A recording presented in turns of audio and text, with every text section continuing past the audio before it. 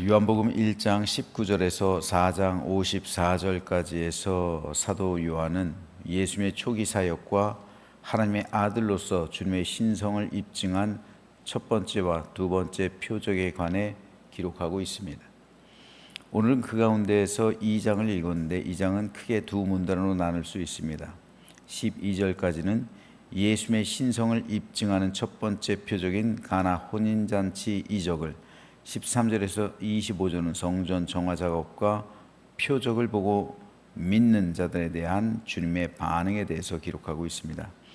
오늘 이 가운데서 1절로 5절 말씀에 대해서 잠시 살펴보겠습니다. 사흘째 되던 날 갈릴리 가나에 혼례가 있어 예수의 어머니도 거기 계시고 예수와 그 제자들로 혼례 청함을 받았더니 포도주가 떨어진지라. 예수의 어머니가 예수에게 이르되 저들에게 포도주가 없다 하니 예수께서 이르시되 여자여 나와 무슨 상관이 있나이까? 내 때가 아직 이르지 아니하였나이다. 그의 어머니가 하인들에게 이르되 너희에게 무슨 말씀을 하시든지 그대로 하라 하니라.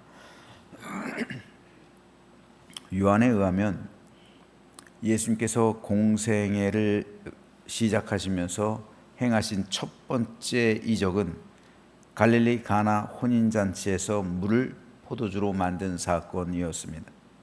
1절에 보면 사흘째 되던 날이라고 요한은 구체적으로 기록하고 있는데, 여기서 사흘째란 1장 마지막에 기록되어 있는 예수님께서 빌립과 나다나엘을 제자로 부르시고 그들과 함께 이야기하던 날로부터 사흘째를 말합니다. 그러므로 이때는 제자들을 부르기 시작했던 공생의 초기였어요. 아직 다 부르지 않았을 때였습니다. 그런데 예수님께서 하나님의 아들이심을 보여주는 첫 번째 이적 사건이 그 가운데 일어나게 됐던 것이고요. 제자들을 부르는 과정 가운데 주님께서 첫 번째 사건, 이적 사건을 보여주심으로 예수님께서 이 땅에 오신 하나님의 아들이심을 보여주셨다는 거예요. 제자들에게, 그리고 많은 사람들에게. 그런데 왜 하필이면 첫 번째 이적이 그 많은 이적 가운데 물을 포도주로 만든 사건일까요? 여기엔 중요한 이유가 있습니다. 예수님 당시 유대인들에게 있어서 포도주는 금지 대상이 아니라 즐거움과 기쁨을 주는 대상이었어요. 우리 문화로 우리가 그때 문화를 재단해서는 안 됩니다. 예수님께서 물을 포도주로 만드신 사건은 그 당시에 있어서는 즐거움과 기쁨을 주는 대상이었다라는 사실을 우리가 먼저 염두에 두어야 합니다. 유대인들은 식사 때마다 포도주를 마셨어요. 당시 포도는 평화와 안식을 상징하는 나무였습니다. 그리고 그 열매로 만든 포도주는 기쁨과 즐거움을 상징했어요. 구약 성경에서 하나님께서는 나실인들이 지켜야 할 세 가지 금지 사항을 주시죠. 그 가운데 하나가 포도를 먹지 말라는 거예요. 포도 열매든 건포도든 포도주든 포도로 만든 것은 그 어떤 것도 먹지 말라 금지하신 겁니다. 왜냐하면 나실인으로 자신을 들였을 동안에는 전쟁 때처럼 긴급 상황으로 인식하며 살라는 거예요. 나실인은 종신 나실인이 있고 어떤 기간을 정해놓은 일시적인 나실인이 있죠. 여인들처럼 성막에서 내가 봉사하길 원합니다 하고서 그 기간 1년이든 6개월이든 2년이든 그 기간을 정해놓은 일시적인 나실인이 있어 서원을 하는. 사도 바울도 나실인으로 자신을 드린 적이 있죠. 전도 여행을 떠나면서. 그래서 고린도의 겐그레아 항구에서 머리를 깎았잖아요. 나실인으로 있을 때는 삭도를 머리에 대지 못했기 때문에. 그러니까 바울 때까지만 해도 나실인의 법이 적용되고 있었던 거예요. 성전이 있었으니까요. 반면에 종신 나실인이 있어요.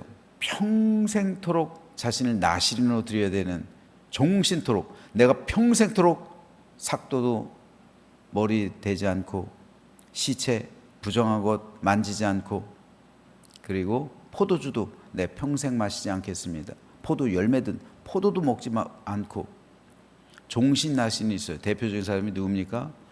사무엘하고 삼손이에요. 선지자 사무엘 종신나실인이에요.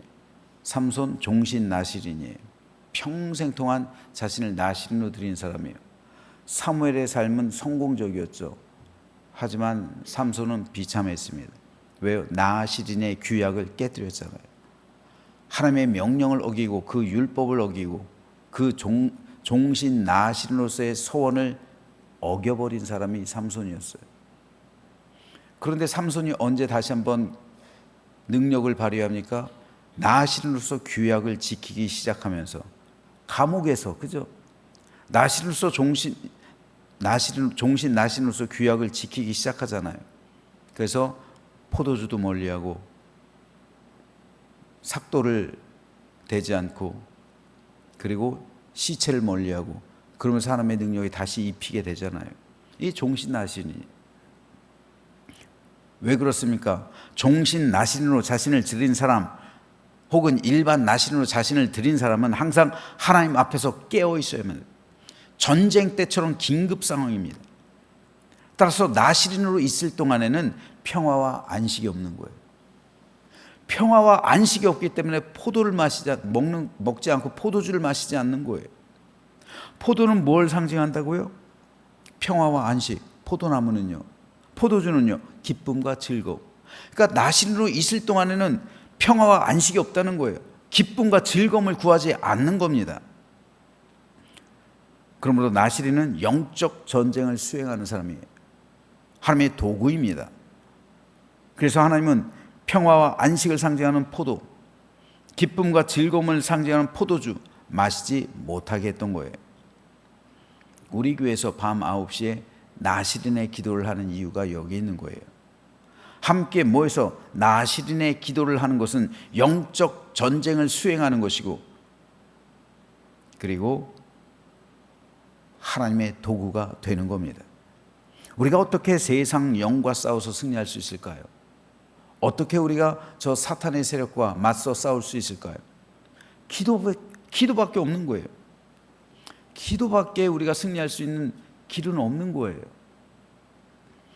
그런데 바쁘고 피곤한 현대인들이 기도하기 위해 밤 9시 시간을 내는 게 쉽습니까? 쉽지 않죠. 하루 종일 일하고 돌아왔으면 푹 쉬는 것이 당연한 것이고 즐거움을 찾는 것이 당연한 거예요. 그런데 그 시간에 교회에 와서 기도한다는 것은 평화와 안식 그리고 즐거움을 멀리하는 거예요. 왜요? 전쟁을 치르기 때문에. 전쟁을 치르기 때문에 자신을 나신으로 드린 거예요. 지금 이 시간 새벽 기도 역시 마찬가지입니다. 푹 자고서 하루를 시작해야죠. 그런데 일찍 일어나서 하루를 시작하면서 기도로 시작한다는 것, 이건 역시 깨어 있는 사람만이 할 수 있는 일입니다. 따라서 이것은 영적인 전쟁을 치르는 것이고 여러분은 주님의 도구가 되는 거예요. 자신을 나실인으로 드린 겁니다. 그러므로 자신을 나실인으로 드린다는 것 결코 쉽지 않은 일이에요. 예수님께서도 최후의 만찬을 행하시면서 이렇게 말씀하십니다. 그러나 너희에게 이르노니 내가 포도나무에서 난 것을 이제부터 내 아버지의 나라에서 새 것으로 너희와 함께 마시는 날까지 마시지 아니하리라. 왜 예수님은 하나님 나라에서 새 포도주를 너희와 함께 마실 때까지 포도주를 마시지 않겠다, 최후의 만찬에서 말씀하셨을까요? 포도주가 기쁨과 즐거움을 상징하기 때문입니다. 최후의 만찬을 마치신 주님, 포도주를 마시셨죠. 그때 이제 십자가 질 준비를 하기 위해 겟세마네 동산으로 가십니다. 예수님의 공생의 마무리는요, 포도주가 끊기는 거예요. 그리고 하나님 나라에서 다시 제자들과 새 포도주를 마시는 겁니다. 예수님의 공생의 시작, 물로 포도주를 만드는 것. 예수님의 공생의 끝, 최후의 만찬에서 포도주를 다시 마시지 않겠다 말씀하시는 것. 예수님의 공생에는 포도주로 시작해서 포도주로 끝난 거예요. 포도주를 통해서 새 언약을 우리에게 주셨잖아요. 굉장히 깊은 관련이 있는 거예요. 따라서 예수님의 공생의 마무리, 포도주가 끊기는 거예요. 그리고 하나님 나라에서 다시 제자들과 새 포도주를 마시겠다, 주님께서 말씀하십니다. 그래서 이것을 천국 잔치라고 부르는 거예요. 오늘 본문에서 첫 번째 이적, 가나의 혼인 잔치죠. 그리고 다시 오실 예수님께서 이르실 그 가장 대표적인 것, 바로 천국 잔치에서의 천국 잔치입니다. 따라서 오늘 본문에서 예수님께서 물을 포도주로 만든 사건은 철저하게 의도된 것이었습니다. 즉 물을 포도주로 만들므로써 하나님 나라가 이 땅 가운데 임했음을 선포하는 거예요. 그리고 다시 내가 하나님 나라에서 너희와 함께 새 포도주를 마실 것이다, 주님께서는 약속하시는 겁니다. 예수님께서 갈릴리 가나에서 물을 포도주로 만듦으로써 생명과 구원이 이 땅 가운데 임했음을 이 표적으로 보여주신 겁니다. 그러므로 기뻐하고 즐거워하라 라는 말씀이에요. 천국 잔치가 너희들 가운데 시작됐다는 겁니다. 그래서 그 장소를 혼인잔치 장소로 잡은 거예요. 그런데 이 기적이 일어나게 된 데는 한 가지 중요한 원인이 있었습니다. 그것은 마리아의 중보와 믿음입니다. 마리아는 예수님에게 포도주가 떨어졌다는 사실을 알립니다. 그리고 도움을 구했어요. 당시에 포도주가 잔치자리에서, 혼인잔치에서 떨어졌다라는 것은 있을 수 없는 일입니다. 손님 초대해놓고 음식 제공하지 않는 것과 똑같은 일이에요. 그런데 그 집에선 포도주가 떨어졌어요. 왜요? 가난했기 때문에 넉넉하게 준비하지 못한 거예요. 예수님 당시 갈릴리 경제에 파탄 나 있었어요. 두 차례 로마에 대한 항쟁으로 인해서, 특별히 제2차 항쟁 때는 2,000명이 십자가형을 당했어요. 6,000명이 노예로 끌려갔어요. 모든 토지가 몰수됐어요. 그 여파가 20여 년이 흐른 뒤까지 미치고 있었던 거예요. 주 12년경에 그 일이 일어났으니까 약 20년이 채 안 됐잖아요. 예수님의 공생애가 시작된 데는 이때로부터. 그러니까 포도주를 여유 있게 준비할 수가 없는 거예요. 모든 경제가 파탄나 있고 모든 토지를 몰수당했고, 그러니까 어렵게 포도주를 그나마 준비한 거예요.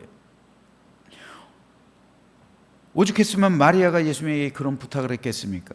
하지만 예수님은 그것이 나와 무슨 상관이 있습니까? 아직 내 때가 이르지 않았습니다 라고 대답했습니다. 그 집에 포도주가 떨어진 것과 예수님은 아무런 관련이 없었습니다. 하지만 마리아는 하인들에게 예수님께서 무슨 말씀을 하시든 그대로 행할 것을 당부했습니다. 마리아는 예수님의 긍휼하심을 누구보다 잘 알고 있었기 때문입니다. 결국 가나 혼인잔치의 이적은 마리아의 믿음과 중보가 도구가 되었습니다. 이것은 오늘도 중요합니다. 오병이어의 기적은요, 안드레의 믿음과 중보를 통해 일어났어요. 안드레가 가져온 떡 5개와 보리떡 5개와 물고기 2마리로 오병이어의 기적이 일어났습니다. 그리고 마리아의 중보로 인해서 그 가나 혼인잔치의 첫 번째 이적이 일어나게 되었습니다. 그리고 이것은 지금도 여전히 일어날 수가 있습니다. 왜 우리 교회에서 중보 기도를 할까요? 바로 내가 마리아처럼, 그리고 안드레처럼 불쏘시개의 역할을 할 수 있기 때문입니다. 그래서 밤 9시에 나신의 기도로 오지 못하시는 성도들은 중보 기도를 하는 거예요. 집에서. 내가 믿음 가지고 한 사람의 영혼을 긍휼히 여기는 마음으로 주님께 간구한다면 주님의 긍휼하심이 기적을 일으키는 겁니다. 내가 기적을 일으켜야 하는 것이 아니라 주님의 긍휼하심이 기적을 일으키는데 내가 그 도구가 될 수 있다고요. 어떤 도구요? 기도할 수 있는 도구요. 그 사람을 위해서 간구하고 그 사람을 위해서 중보하고 중보 기도해 줌으로써 주님의 기적을 일으킬 수가 있다고요. 베드로와 요한은 성전 미문에 앉아있던 못 걷는 사람에게 은과 금은 내게 얻거니와 내게 있는 것으로 내게 주노니 나센 예수의 이름으로 일어나 걸으라 했습니다. 중보기도 하는 사람들이 어려움 가운데 있는 사람에게 은과 금을 직접 제공할 수는 없어요. 하지만 그것보다 훨씬 좋은 나셋 예수 그리스도의 이름으로 그를 위해 간구할 수가 있어요. 그러면 예수 그리스도의 이름이 그리고 예수님의 능력이 그 사람의 근본적인 문제를 해결해주고 풀어줄 줄로 믿으시기 바랍니다. 이 일을 위해 우리가 중보기도하는 거예요. 그러니까 중보기도의 힘이 얼마나 강합니까? 중보기도는 하나님께서 기뻐하시는 거예요. 나를 위해 기도하지 않고 나를 위해 기도하는 것은요, 기도에도 세 가지 단계가 있다고 그랬죠. 첫째, 나를 위해 기도하는 것 중요합니다. 그런데 나를 위해 기도하는 건 누구나 다 해요. 누구나 다 나를 위해 기도해요. 그런데 이거보다 한 단계 더 성숙한 기도가 중보기도예요. 남을 위해 기도하는 거예요. 남의 도움을 위해 기도하는 것. 그리고 이거보다 또 한 단계 더 성숙한 기도가 뭡니까? 하나님의 기쁨과 영광을 구하는 기도예요. 하나님의 기쁨, 하나님의 영광만을 위한 기도. 최고조의 영성에 있는 사람만이 할 수 있는 기도예요. 하나님의 기쁨과 영광이 있는 기도. 그래서 여러분 기도할 때 보통 우리는 목적을 정해요. 그렇죠? 어떤 목적을 정해놓고 이것을 하나님께서 이루어 주십시오. 이것을 이루어 주십시오. 이렇게 기도하는데 하나님의 영광과 기쁨이 되는 기도는 하나님의 영광과 그 기쁨이 오늘 우리 삶 가운데 그대로 시행될 수 있도록 내가 하나님의 영광과 기쁨이 될 수 있는 존재가 되게 해주십시오. 이렇게 기도하는 거예요. 그리고 이 나라 이 민족이 또한 우리 교회가 이 사회가 다른 사람들이 하나님의 영광과 기쁨을 이루는 도구가 되게 해주십시오. 이것이 가장 최고조에 있는 기도입니다. 우리는 마땅히 그 기도의 단계까지 나아가야 돼요. 그리고 그 단계 기도까지 나아가기 위한 중간으로서 중보기도가 있는 거예요.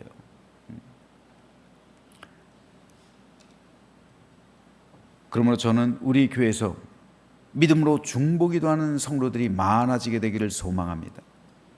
그리고 새벽 기도하는 성도들도 많아지길 소망해요. 또한 나신의 기도로 자신을 나신으로 드리는 성도들이 또한 많아지기를 소망합니다. 저는 종신 나신으로서 그리고 여러분들 역시 종신 나신 되기는 참 쉽지는 않죠. 쉽지 않죠. 그러나 우리 교회에서 1년씩 끊잖아요. 일시적인 나신은 될 수가 있잖아요. 참 쉽지 않은 일이에요. 어려운 일입니다. 하지만 이러한 기도하는 사람, 그래서 영적인 전쟁을 수행하는 성도들이 많아지길 소망합니다. 바로 기도의 사람들이에요. 그래서 지금 사단은요, 쉬지 않고 오늘도 성도들을 무너뜨리기 위해, 교회를 무너뜨리기 위해 사탄은 그야말로 최선을 다하고 있잖아요. 근데 믿음의 성도들은 잠자고 있으면 안 되잖아요. 깨어 있어야 되잖아요. 깨어 있는 성도가 바로 기도하는 성도예요.